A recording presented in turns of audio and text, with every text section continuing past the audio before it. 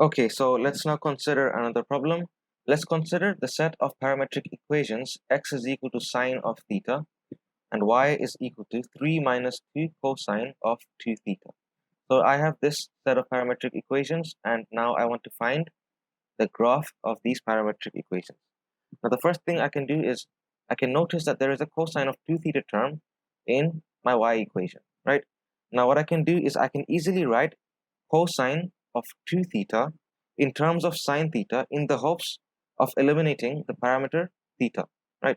So we know that the trigonometric identity for the double angle of cosine, this will be equal to 1 minus 2 sine squared of theta, right? You're familiar with this already. So I can rewrite y using this identity. So I have y is equal to 3 minus 2 cosine of 2 theta, which is equal to 3 minus 2 times 1 minus 2 sine squared of theta.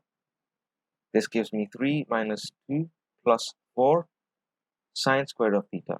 And now we know that x is equal to sine of theta, so I can just substitute this into this equation here. So I end up with 3 minus 2 plus 4x squared. So this ultimately gives me y is equal to 1 plus 4x squared, right?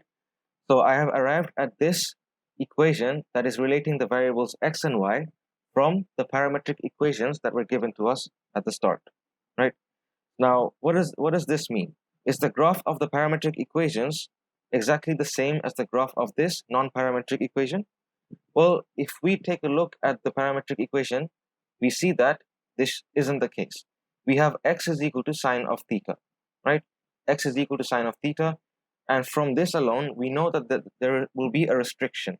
Sine of theta, for any angle of theta, sine of theta can only range from 1 and minus 1, right? So we know that x can be less than or equal to 1 or greater than or equal to minus 1 for this case, right?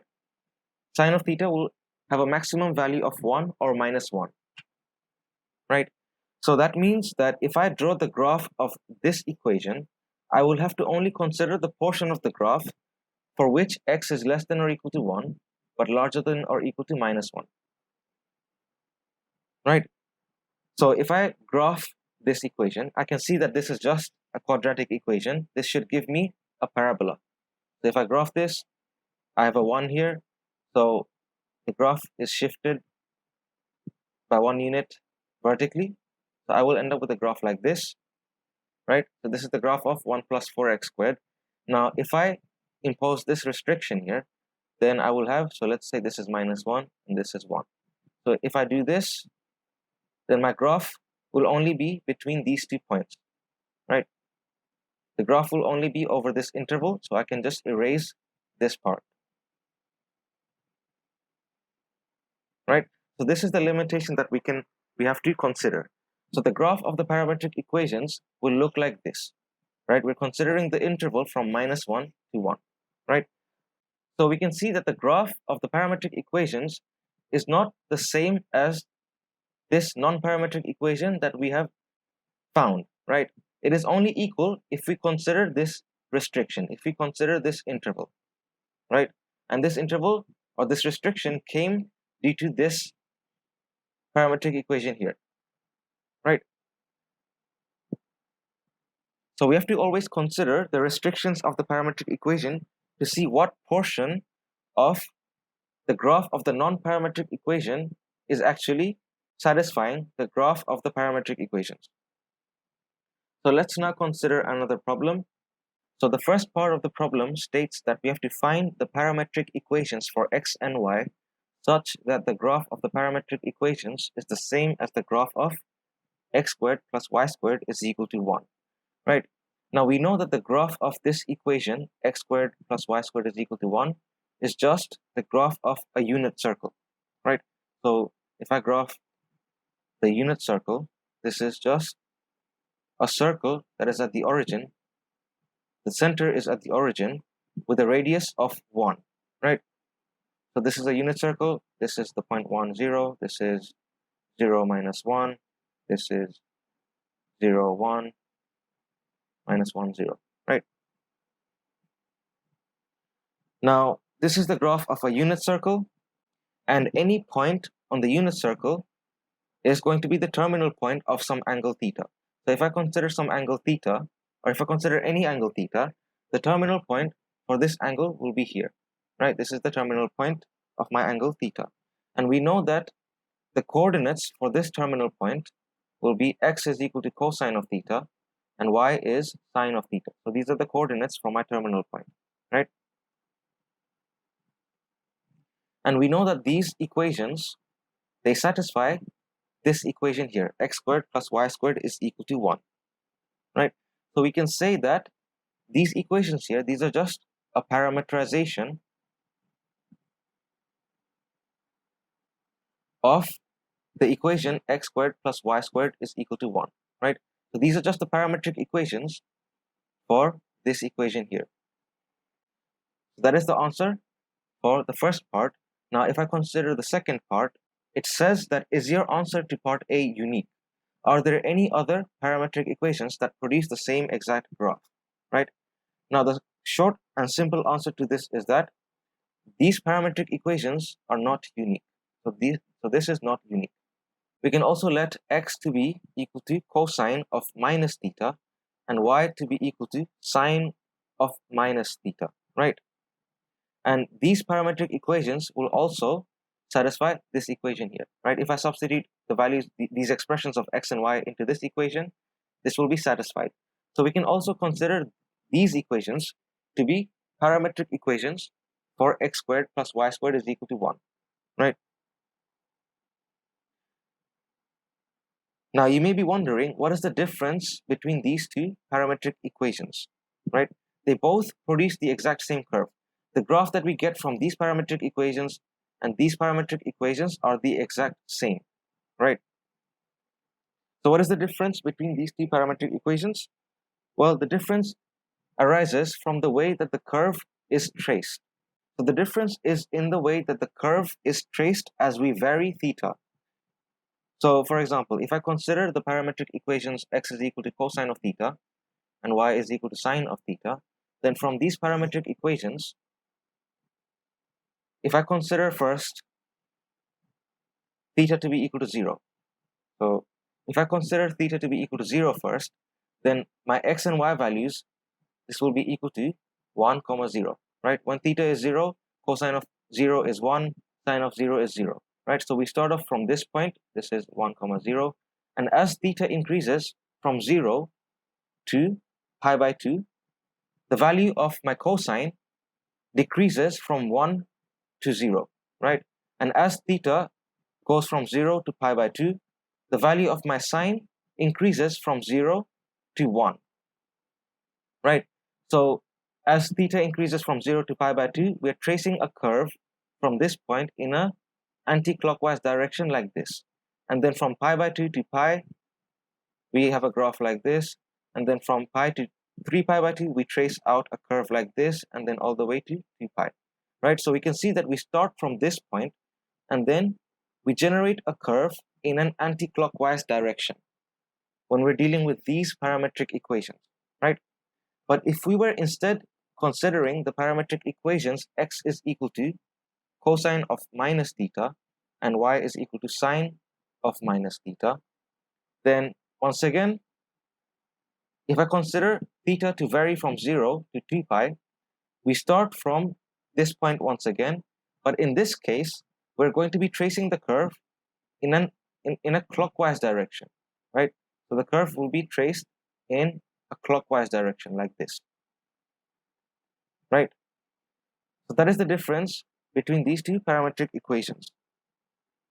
The difference shows up in the way that the curve or the graph is generated. These are not the only parametric equations that we can have. We can also have infinitely many other parametric equations that satisfy this equation, right? We can have infinitely many other parametric equations. We can choose x to be equal to sine of 2t and y to be equal to cosine of 2t. We can also have x be equal to minus cosine of pi times t and y to be equal to minus sine of pi times t. We can consider x to be equal to sine of t squared minus t cubed and y to be equal to minus cosine of t squared minus t cubed, right? So each of these set of parametric equations, they all satisfy this equation, right? These are all valid parametric equations.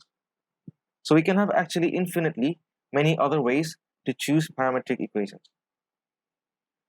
So let's now go back to our question at hand. And if I consider the third problem now, right? So the third problem now states, suppose we have a particle that starts at the point 0, minus 2 and moves at a constant speed clockwise around the origin along the graph of x squared plus y squared is equal to 4, right?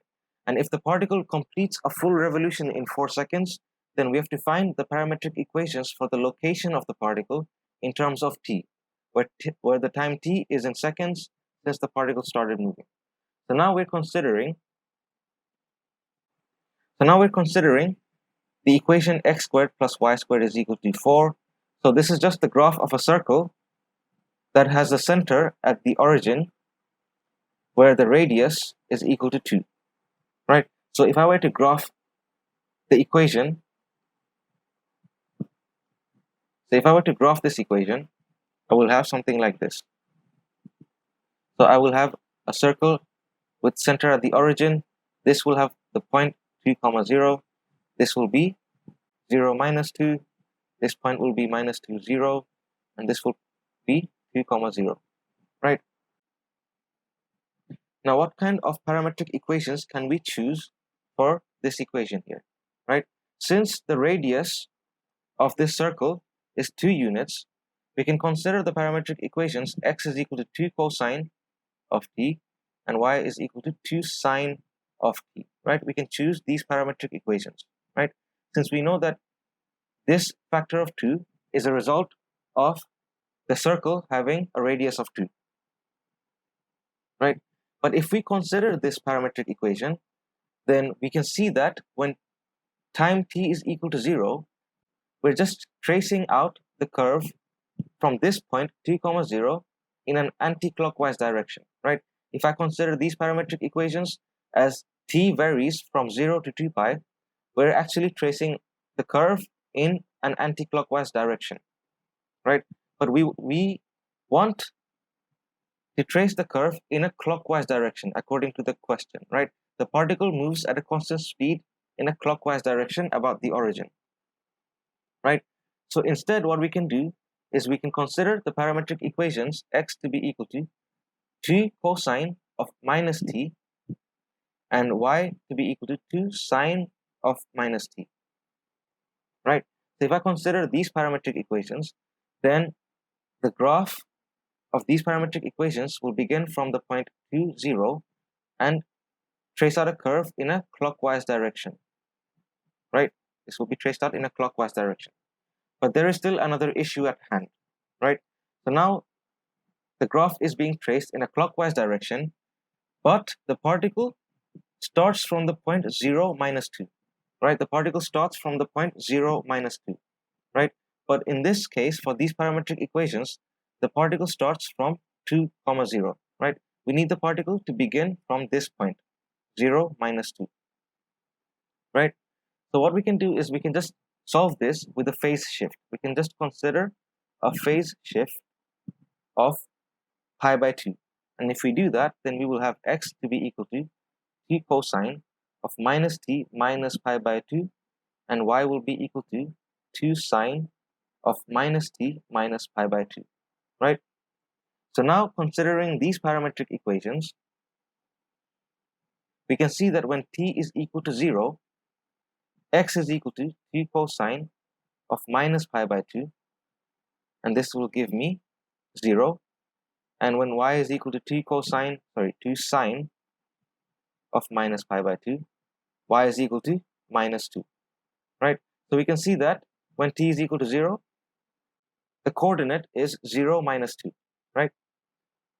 So using these parametric equations, we start from this point and we go in a clockwise direction. So the particle moves from this point in a clockwise direction.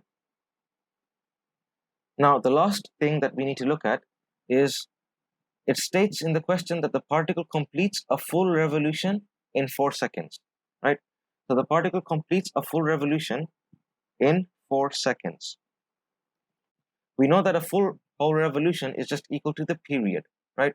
One full revolution is just equal to the period. So the period for this will be 4 seconds, right? So the period of my parametric equations should be 4 seconds, right? And if I have some trigonometric function sine of a times t, we know that the period of this will be 2 pi divided by the modulus a. And similarly for the cosine of constant a times t, then the period for this will be 2 pi divided by the modulus a, right? So similarly, for these parametric equations, since the period is equal to 4 seconds, we can say that 2 pi divided by the modulus of a is equal to 4, and so from this we can find a to be equal to 2 pi by 4, which gives us pi by 2, right? So now I can consider this constant into my parametric equations. So we have x to be equal to 2 cosine of minus pi by 2 times t minus pi by 2, and y is equal to 2 sine of minus pi by 2 times t minus pi by 2. So these are my parametric equations,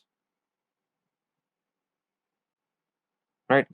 Now we can write this in a more simpler way. We know that the cosine of theta minus pi by 2 is just equal to sine of theta, and we know that the sine of theta minus pi by 2 is just equal to minus cosine of theta, right? So if I use these identities for these parametric equations, I will now have x to be equal to 2 sine of minus pi by 2 t, and y will be equal to minus 2 cosine of minus pi by 2 times t, right? So I can write these parametric equations like this, and we know that sine of a negative argument will just be equal to minus 2 sine of pi by 2 times t, and we know that if I have a negative in my argument for cosine, this is also just equal to minus 2 cosine of pi by 2 t, right? So these are actually my parametric equations, and now we can see that when t is equal to 0, x and y, the coordinate xy will just give us 0, minus 2, right? So the starting position of the particle will be at 0 and minus 2, right? And since the period is 4 seconds, then we know that after 1 second, the particle should have traveled 1/4 of the circle, right? So when t is equal to 1, we can find that the coordinate of the particle will be minus 2, 0. So if I just substitute t is equal to 1 into my parametric equations, I will get minus 2, 0, right? And you can see this from our graph that we have drawn. If I start from this point, this is at t is equal to 0, and after 1 second passes, the particle will have traveled 1/4 of the circle, and this will be minus 2, 0.